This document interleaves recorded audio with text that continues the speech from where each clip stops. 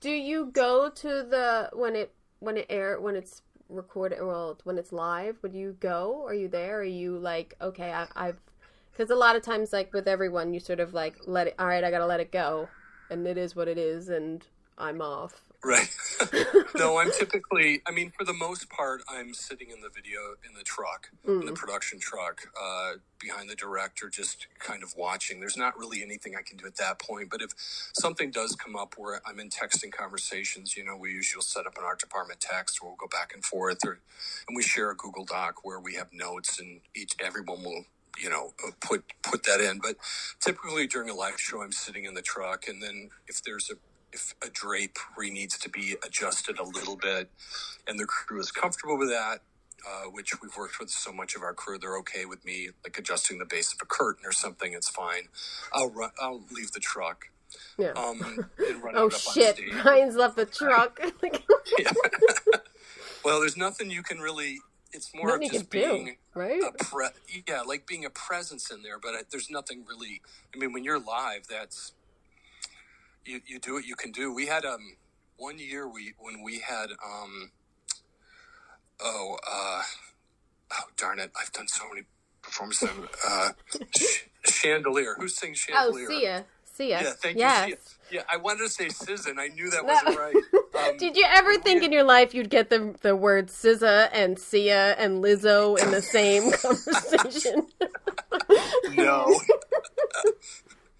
Or Khalid and DJ Khaled. Yeah, DJ Khaled. Run together. Yeah.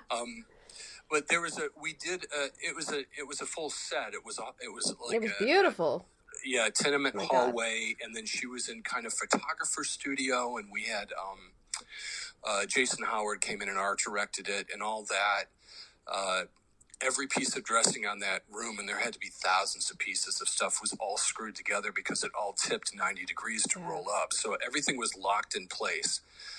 You could have turned it upside down and nothing would have moved. But during the live show, one of the walls that was rolling in, dead center in the back, had a lot of hanging bulbs and a lot of other things. It crashed into one of the supports at Staples Center's, a column.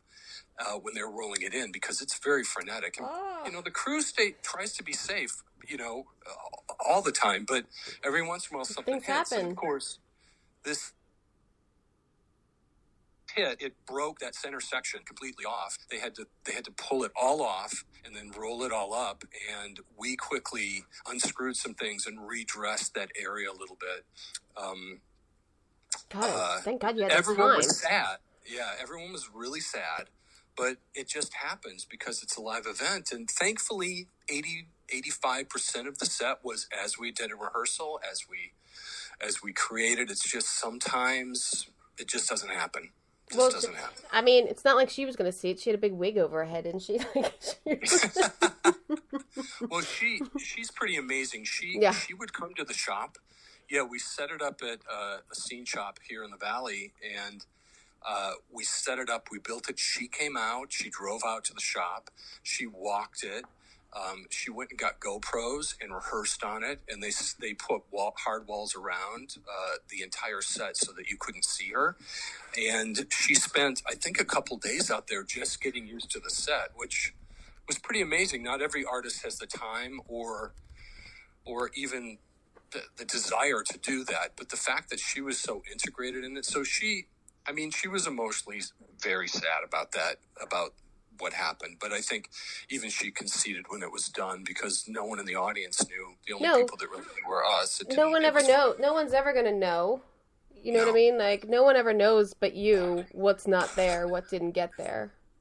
Right. But, yeah. No. I mean, that set is phenomenal. And that's, I mean, I was going to ask you specifically about that and these vignettes that you've done over the years, especially for the Grammys. I mean, first of all, the performances that you have seen are pretty legendary. Like,